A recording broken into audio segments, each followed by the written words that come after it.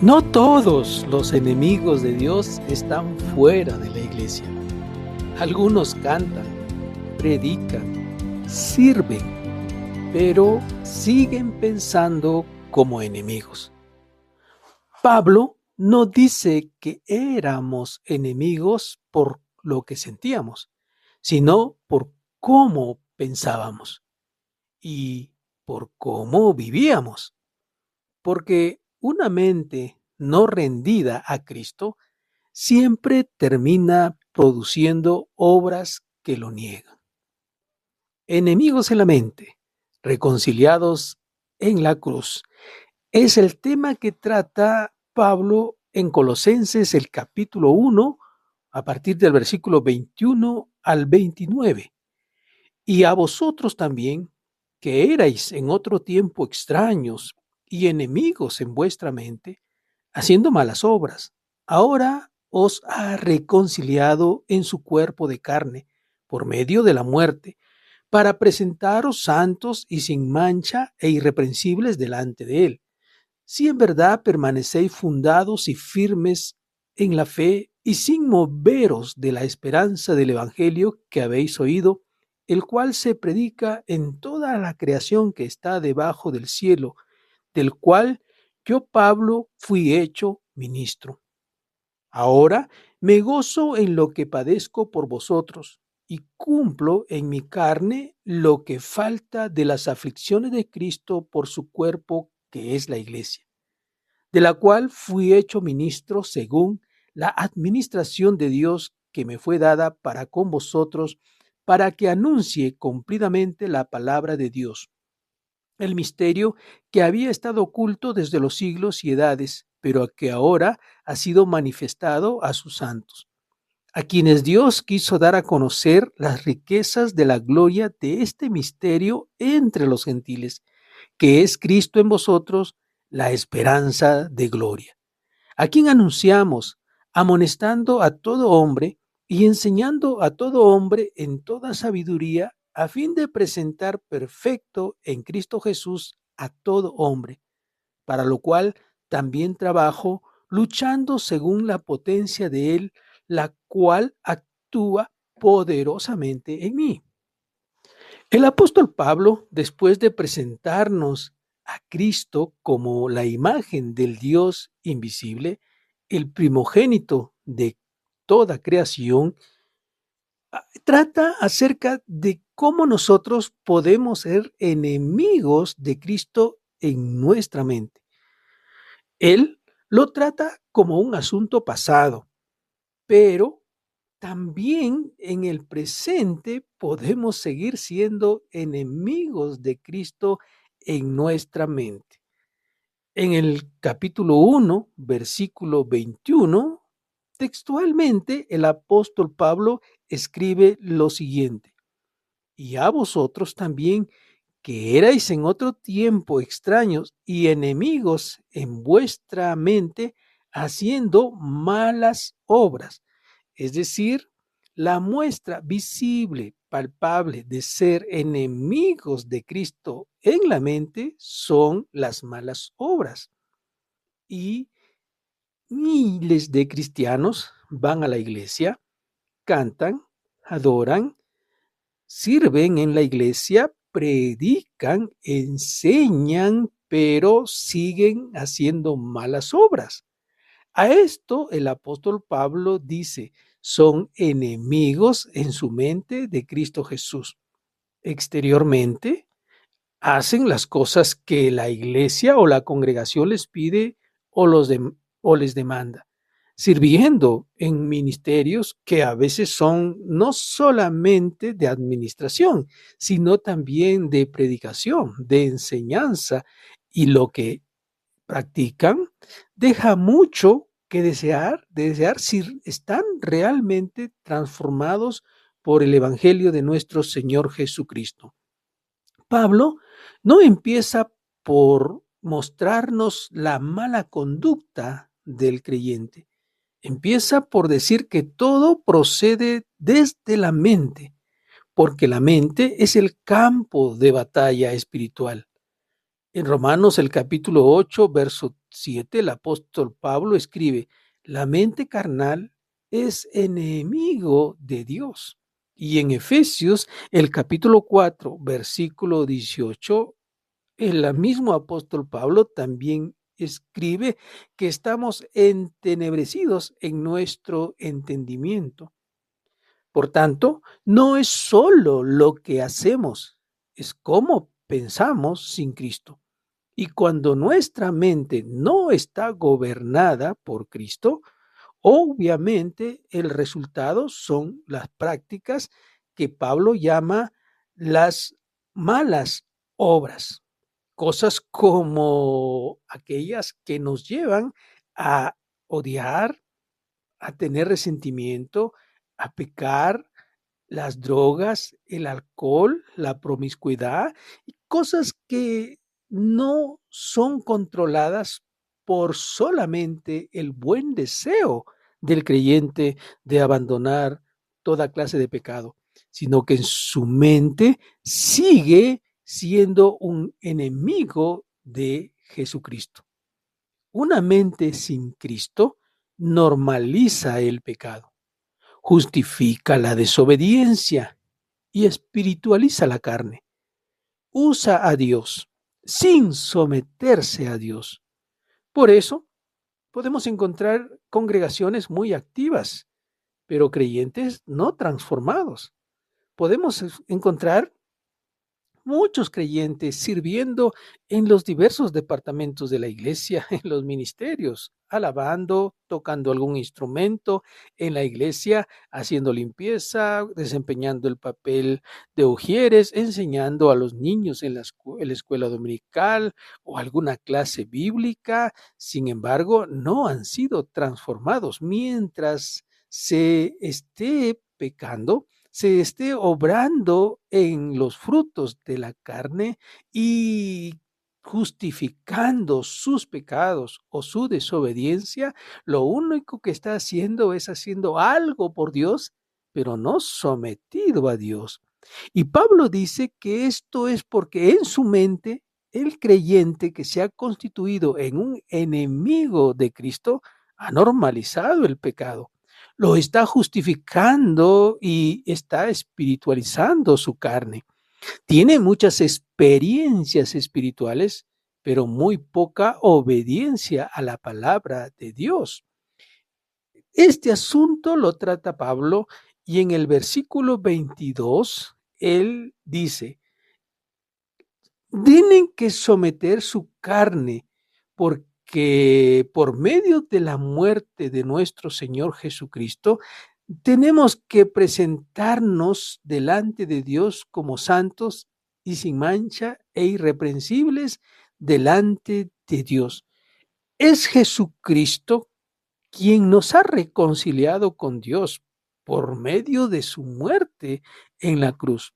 Cuando un creyente entiende la obra completa que ha hecho Jesucristo en su favor, entonces es capaz de abandonar toda clase de pecado desde su mente, sometiendo sus pensamientos y su mente a la voluntad de Dios.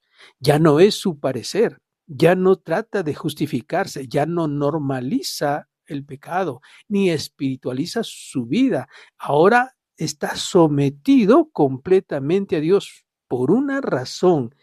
Ha entendido que Jesucristo, por medio de su sacrificio, nos ha presentado delante de Dios para que nosotros vivamos sin mancha e irreprensibles delante de Dios. No fue con palabras, no fue con buenas intenciones, fue con su propia sangre, por medio de lo cual nos reconcilia con Dios. Valorar esto nos lleva a alejarnos de toda clase de maldad.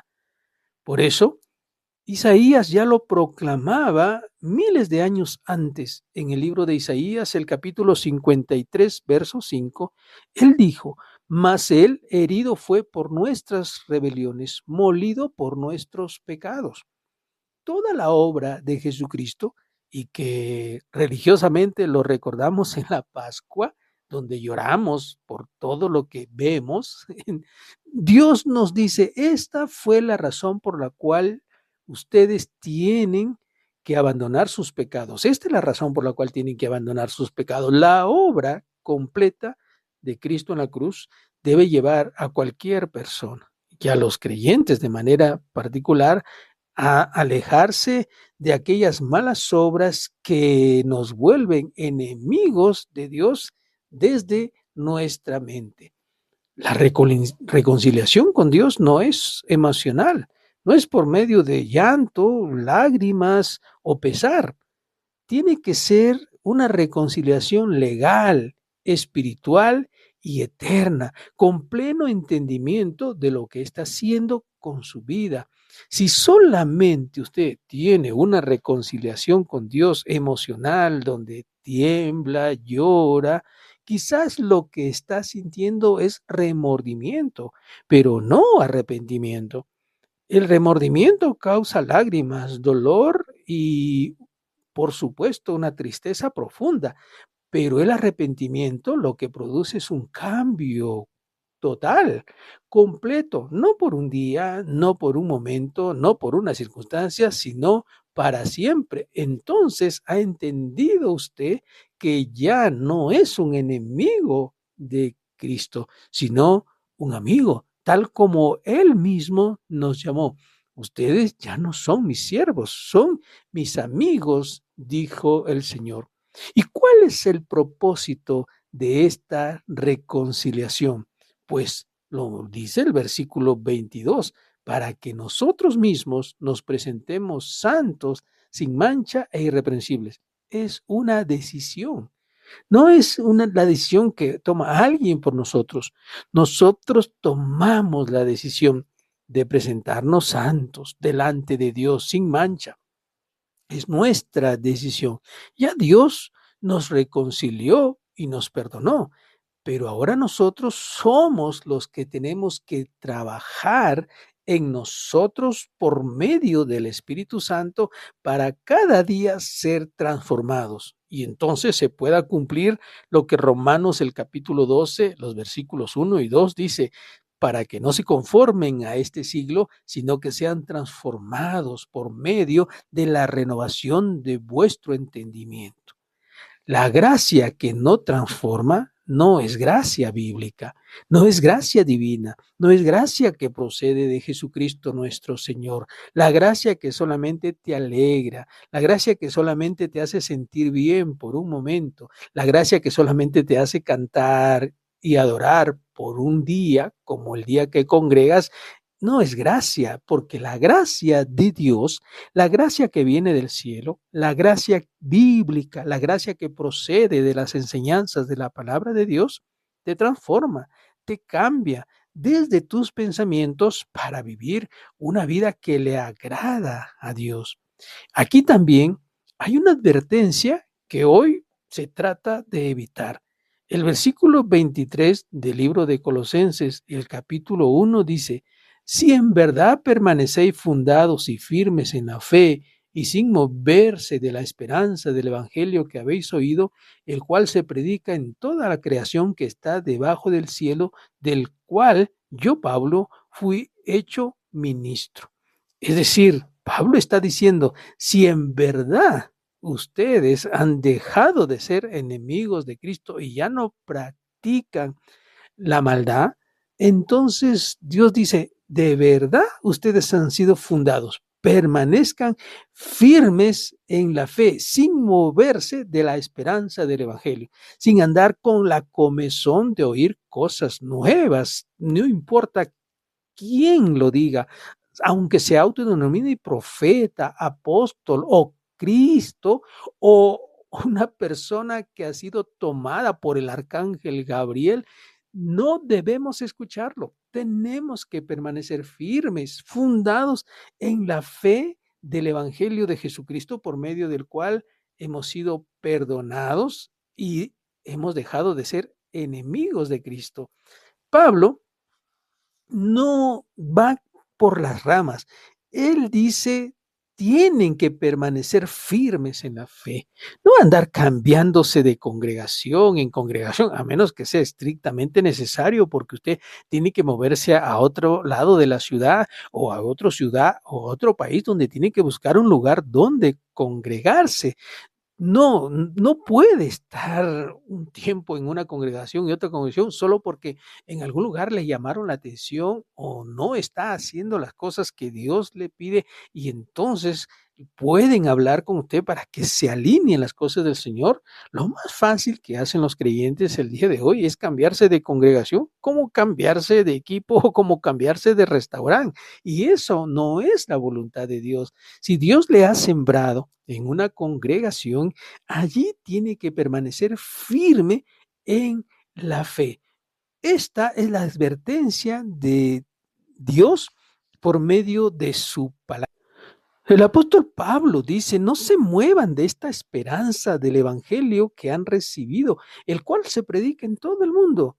Y dice él: yo, Pablo, fui hecho ministro de este evangelio. Luego, el apóstol Pablo dice aquí en los versículos 24 y 25 que el ministro de Dios, o el verdadero ministerio que se ejerce aquí en la tierra, no busca aplausos, no busca agradar al mundo, no busca complacer al mundo, no busca las luces del mundo, busca el poder llevar en su carne las aflicciones de Cristo Jesús. Y vaya que los predicadores y los creyentes de este tiempo quieren solamente bendiciones, quieren riquezas, quieren el resplandor de la fama, de las luces y de las multitudes, pero no quieren las aflicciones de Cristo. Es más, no hablan de las aflicciones de Cristo. Incluso hay creyentes que han malinterpretado el evangelio por lo que se enseña acerca de la prosperidad. Es que si alguien está sufriendo aflicciones, entonces no está dentro de la voluntad de Dios. ¿Dónde aprendieron eso? Pues por el evangelio que se predica el día de hoy sin Cristo. Pablo no sufre para salvar, sufre para anunciar. Y él lo dice en el versículo 24: ahora me gozo en lo que padezco por vosotros y cumplo en mi carne lo que falta de las aflicciones de Cristo por su cuerpo, que es la iglesia. ¿Cómo hacen falta el día de hoy los hombres como Pablo, que entiendan que desarrollar la iglesia, levantar la iglesia del Señor, requiere también sufrir las aflicciones y las carencias propias de querer impulsar a los creyentes no a tener fama, no a tenerse un nombre, sino a que Cristo sea conocido en esta tierra? Luego Pablo lo expresaría en 2 de Timoteo, el capítulo 3, versículo 12, de manera más directa.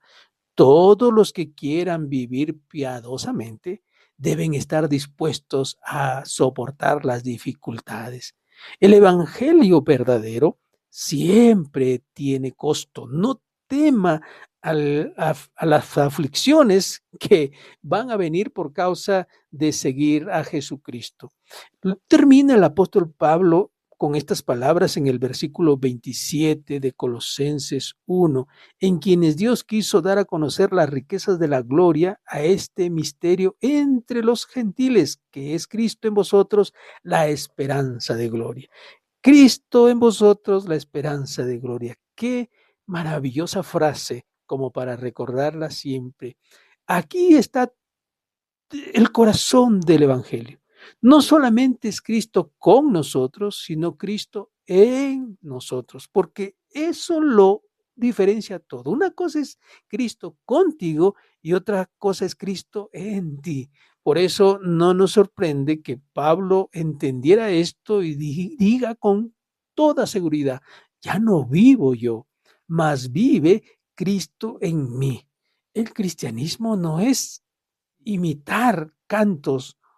El cristianismo no es asistir a una iglesia, que es importante. El cristianismo no es cantar o ejercer un ministerio. El cristianismo es dejar que Cristo viva en ti. ¿Cuál era la meta del apóstol Pablo con tanto sacrificio de predicar a Jesucristo? Él decía, mi meta es presentar a todo hombre perfecto, a todo hombre dedicado al Señor. Aquí está el corazón de lo que se busca en una congregación, en una iglesia, en un ministerio. Presentar a toda persona que llegue a la congregación, a toda persona que llegue a los pies de Jesucristo, presentarlo al Señor como un hombre, como una mujer que dejaron el mundo, que dejaron el pecado y sirvieron a Jesucristo. En Colosenses 1:28 dice, los amonestamos a que todo hombre pueda caminar con sabiduría a fin de presentarse perfecto delante de Cristo Jesús. Por eso que nosotros decimos aquí en nuestro canal, no, aquí no los entretenemos, aquí formamos discípulos, aquí entrenamos hombres y mujeres para que avancen en la obra del Señor. No es por fuerza humana, es por poder divino. El Evangelio no vino a mejorar nuestra conducta, vino a cambiar nuestra mente, porque cuando Cristo gobierna la mente, las obras ya no son una carga, sino el fruto natural de una vida reconciliada. Que Dios te bendiga. Gracias por escuchar todo el devocional. Nos escuchamos en el siguiente. Que Dios les bendiga.